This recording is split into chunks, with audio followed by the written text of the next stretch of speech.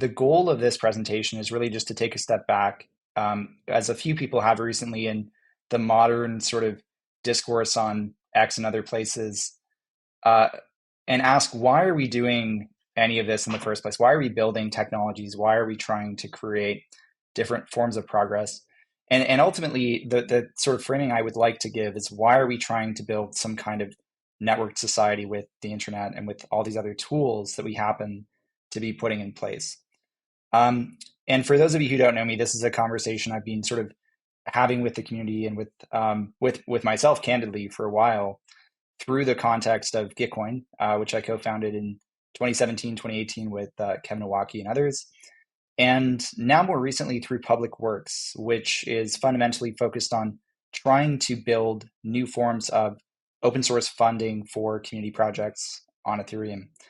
And ultimately, the question I think that we need to ask is, what are we coordinating towards, and why should we care? And I think we should care because we've built a lot of very cool stuff as a civilization. We have built aqueducts, compasses, actually woodblock printing, which preceded the printing press by about 700 years, telegraph, subway lines, fiber optic cables, and of course, the internet, which I think we're all probably very, perhaps too familiar with at this point in our lives. But I think all of these things are just really ultimately steps on a much larger and longer arc of history that humanity has taken in order to try to just exist in a relatively entropic and often confusing world that we've yet to fully make sense of.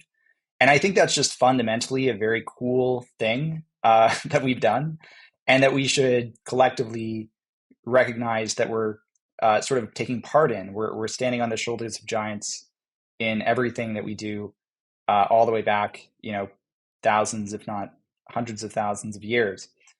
And so we've done all of this through technology, but we've also done all of this because we've been able to coordinate.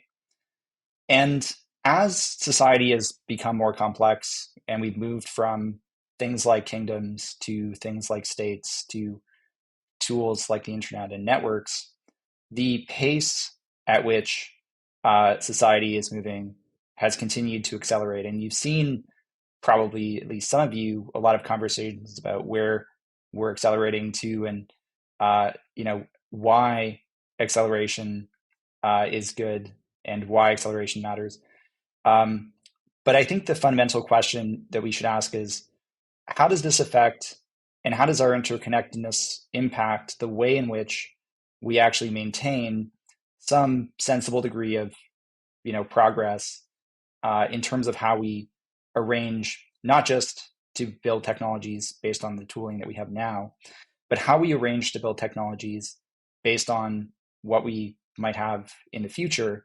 And that is the fundamental disconnect in my view in the conversation right now. And so we sort of have to ask this question. We've built a lot of cool stuff. We're doing a lot of really interesting things in Ethereum, but what are the problems or the existential threats that we're likely to face in the next 5 or 10 or 100 years that might lead us, as we sort of become, as you can see at the bottom here, moving from 1 to 10 to 1,000 nodes to several billion nodes, all connecting even sometimes on a daily basis. How can we make sure that in that context we're actually solving for long-term sustainability, avoiding some of the existential threats of nuclear war, climate change, or artificial intelligence, as people are often talking about now? And I think there's actually not just a philosophical question there anymore. There's much more of a practical one. And as we move from this sort of very theoretical idea of, what if we had an online, totally, ethereal way to coordinate information, to this conversation of how do we, magically coordinate value across the world using shared computers, we should actually practically be looking at what the tooling is that we're actually using to answer these questions. And that's what I'm here to sort of try and encourage people to continue doing today. So I don't think we should be pessimistic. I also don't think we should be, fully putting our foot in the gas towards ultimate doom. But acceleration is our potential. Technology is our potential, and each successive form of interconnection is also what opens up this design space for us to work together. And in a networked society, when we have the internet, when we have Ethereum, we need to actually use this infrastructure to survive in this complex environment. And that's sort of setting the stage for what we're going to talk about today. So, as I mentioned, many thousands of times, removed from the practicalities as usual for me. But I hope this is actually a helpful framing for those of you who are maybe not sure or maybe are still learning why it is that people care about this technology. And I think, again, it's in context of some kind of silly sounding ideas, but we have evolved from using speech to convey our ideas to the internet and now to Ethereum to convey our ideas. And each of these are protocols. And fundamentally, a protocol is just a shared idea, a shared sort of set of understandings that we have with each other around how we coordinate some kind of information or value.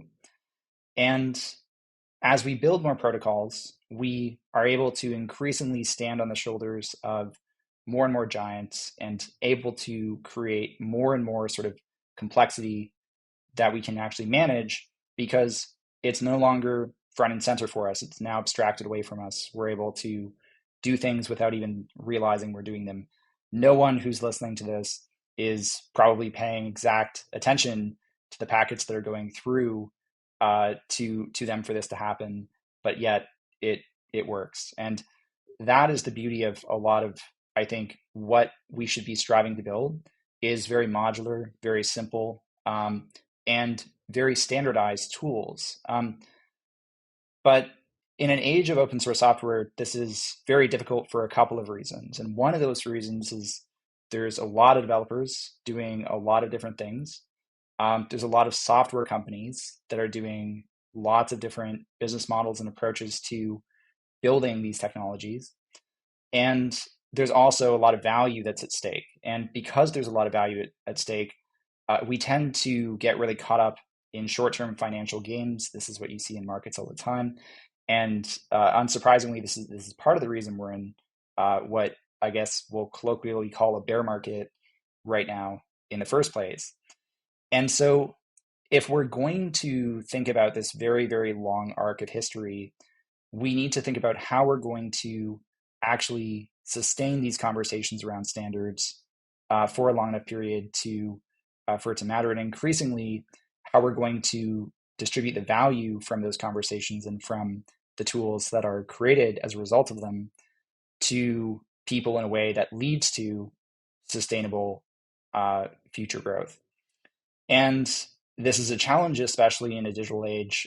It's not one that is new, but it is one that is more pressing in a sense, because really the more abstracted things become, the harder it is for us to know how to maintain most of the tooling that we're using without the help of the maintainers. And the maintainers are often feeling, in open source software especially, relatively burned out. This is actually something that Nadia Eghbal covered really well in a book, I think in 2018, Working in Public. Would highly recommend that book. And the fundamental reason, in part, that maintainers are burning out is that they're actually not really getting paid all that much. In fact, of those who are paid, less than 30% earn over $1,000 per year. So if we're going to solve this problem of coordination, we need to solve this sort of meta problem of allocation of capital. And we fundamentally are doing that pretty well. Obviously, we've managed to survive this far. That's pretty great. And we're slowly getting to a point where, the technological pace is accelerating. But if we don't really think about these kinds of blockers now, it only takes, a few small mistakes to end up losing the plot and for example, causing things like Heartbleed, which wiped out billions and billions of dollars of economic value from the world in 2014, and there's other more recent examples of this, fundamentally because the open source maintainer who was working on that software was not paid. They had another full-time job, which was actually arguably much less important, which paid them, that they were focused on. And this is part of a general trend in the way that value is distributed across the economy. That's why I sort of mentioned and wanted to make sure I stated before that this is not just fundamentally a issue with open source software, but it is an issue of how we actually drive productivity in markets and distribute that back across industries. And right now, the problem is particularly stark, as you can see from this. There's quite a gap between hourly compensation and productivity as of 2017, and this has only increased over the pandemic. And so, if we're going to get to this point of actually building out new kinds of systems with increasingly large numbers of people, and we are going to ensure that people are still motivated to build these tools and to sustain and not, potentially, as Peter Turchin might say, counter-revolution society, then we need to solve for some of these inequalities and issues.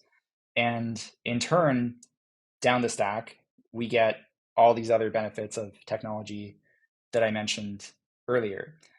So I actually think this is the fundamental thing that is the impact of things, of tooling like Ethereum, because it is all about distributing value. And I know this is kind of the meme to say crypto can fix this. I think for any problem under the sun at this point, someone has said crypto can fix this. But I do think genuinely there is a reason that crypto works for these specific kinds of problems. And that is because these are problems that are internet native, and they're part of the networks that are really fundamentally at the base right now of our network society. So we have an opportunity to actually think about new kinds of projects that might realign our incentives or redesign how we can collectively sustain the infrastructure that we need for the rest of the impact that we might want to make to move forward. And there's a few ways we can think about modeling this practically, one of which, of course, which I've misspelled here in my haste to actually edit the title of this slide. But one of which is from Vitalik in a particular post of his on the revenue evil curve.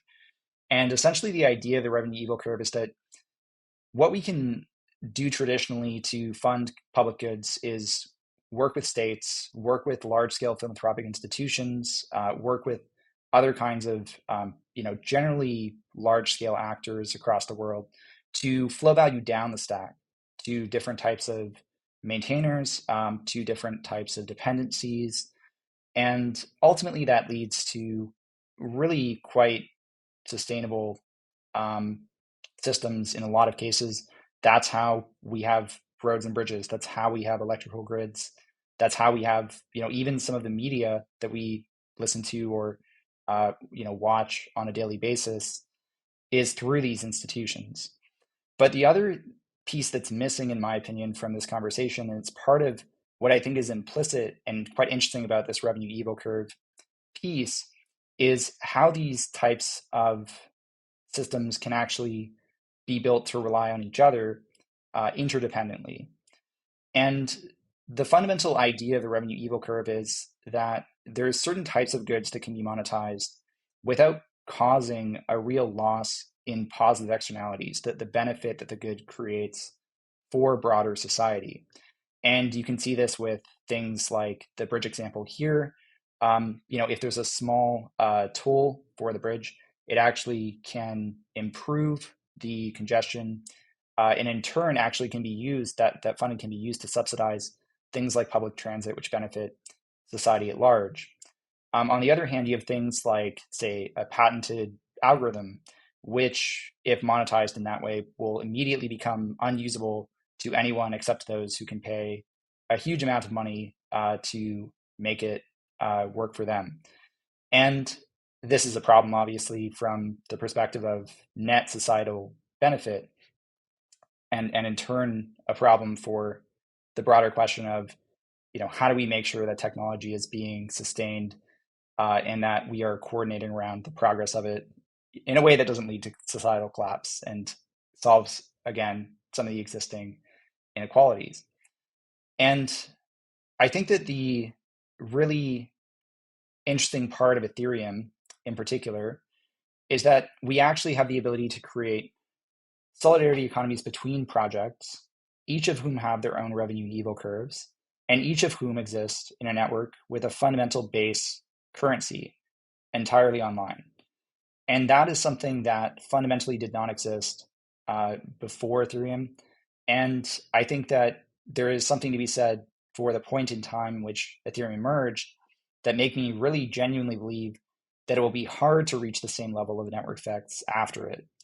And so I think we have a really interesting opportunity in this community to try to build interdependent mutual network subsidies between different types of projects, like, for example, the kinds of internet native decentralized exchanges that we might have, like, say, Uniswap, which has recently implemented its own fees.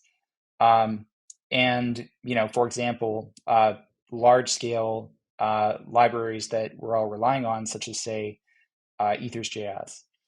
And that's a very micro niche example.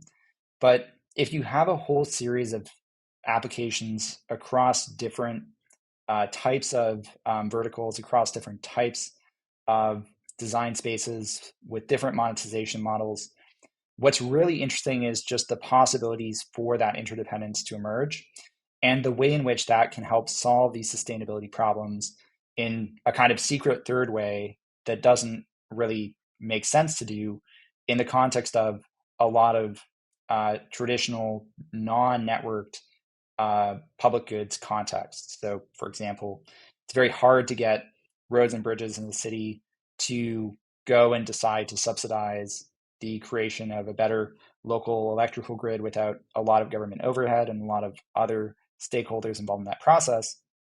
But in this context, a lot of those kinds of parts of this cycle of creation, production, exchange, consumption, and then surplus allocation can actually happen between, essentially, in part, autonomous agents on chain. And this is part of what I think is fascinating about the design space here from an impact perspective, because this is agnostic of the kind of impact you want to create. It only cares about the ability for you to think about the interdependent ecosystem that you're part of, and importantly, to think about that selfishly in the context of the fact that you're all relying on the same shared currency.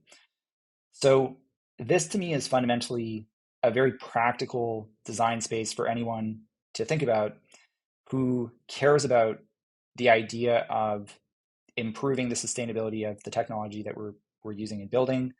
But fundamentally, also, in my opinion, for anyone who cares more generally about solving any of those other problems that I mentioned before, whether those are, climate change or artificial intelligence or any other global coordination problem, because fundamentally those are going to be based off of this kind of infrastructure. And so if we can construct some kind of what I would call, in an Ostrom sense, Eleanor Ostrom being, in my opinion, one of the best thinkers of the last 50 years, who wrote Governing the Commons and won the Nobel Prize for her work in 2009. If we can sort of build a commons in this sort of sense of solidarity, sustainability, and self-management in an entirely internet native way, then we get this kind of, what I'm showing on the right here, as sort of like, three diagrams, this kind of polycentric interconnectedness between groups that previously may have just been sort of adjacent to each other, and what you can see at the top there, a kind of hub and spoke model. And that is more resilient, that is more sustainable, and it's also, although it's a little bit of a buzzword now, a little bit more decentralized. And this is a kind of mutualist, not feudalist principle that I think we should aspire to and that we're able to really drive forward in the context of a lot of the work that we're doing online in a way that would be harder to drive forward again in sort of quote unquote real life.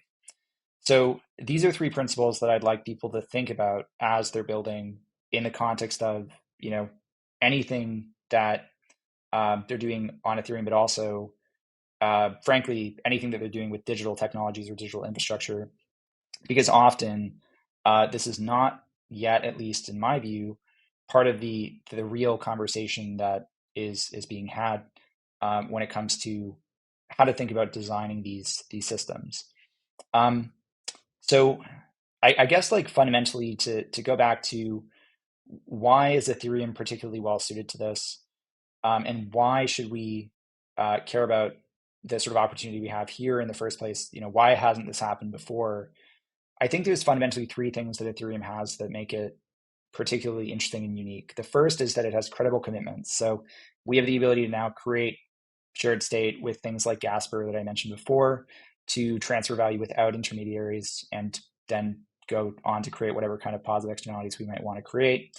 We have a lot of value exchange in this ecosystem. There's a lot of markets. There's a lot of new kinds of markets that actually emerge, sometimes on extremely ridiculous things, but those markets can still facilitate the self-interested open source provisioning of these kinds of common goods. And finally, what you've often seen happening, especially in the last market, were the creation of these decentralized organizations, which were able to, in turn, sort of send value down the stack, but also create agreements between each other. And what's fundamentally really interesting about all of these three things is that they're themselves happening on an economic engine, which is, you know, driven by validators across 86 plus countries, uh, who are, you know, earning almost, you know, over $2 billion globally. And this is kind of on its own fascinating. But what I think is particularly worth highlighting in this context is it's really the kind of Conway's law of the system that's interesting here. You're getting people to build interdependent networks and interdependent commons in the context of having already, you know, decided to participate in a network that is itself interdependent and generating value around the world. And so I think all of this is just to say we should really be looking at each project in this ecosystem as part of one, a long arc of history, and part of a long arc of history which is towards some form of technological progress, and towards technological progress in the context of a sustainable long-term economic system that allows for people to really feel cared for, feel like they're able to maintain a lifestyle that matters to them and maintain values that matter to them. And also that we're able to continue essentially building with each other versus just, you know, ending up in perhaps a dystopian AI overlord future state. And what's great about Ethereum is that all those things are embedded into the technology itself and into the community itself. So that's a little bit about where I'm coming from and why I care about this ecosystem, and why I still care about it, even in the context of a, you know, a bear market where I think a lot of people have decided to focus elsewhere, or, you know, decided to worry about other problems. And I think there's sort of three major paradigm shifts that allow us to really actually engage with these other conversations in a productive way at a time where the ecosystem is going through its own hardships, which are, again, let's think about the connections to other people and the agency we have to create those connections with other people. Let's not think of ourselves atomically as just individuals working on our own projects. Let's think of ourselves as an ecosystem. Uh, Surprisingly, not always something that happens. Let's think about the entanglements that we're actually creating and measure the value we're creating for each other and try to increase that value together versus just maximizing individual profit. Um, like, you know, sometimes we talk about with certain staking pools. Um, and let's talk about creating these new kinds of commons as an alternative to or rather augmentation of the existing relatively, common top-down models we have for provisioning of goods that we all sort of need and care about. And if we do that, we can hopefully make it to the next 1,000 years. So thank you very much. I hope that isn't too high level for people to end the day with, but maybe it gives you something to think about over the rest of the evening. And thank you very much for having me.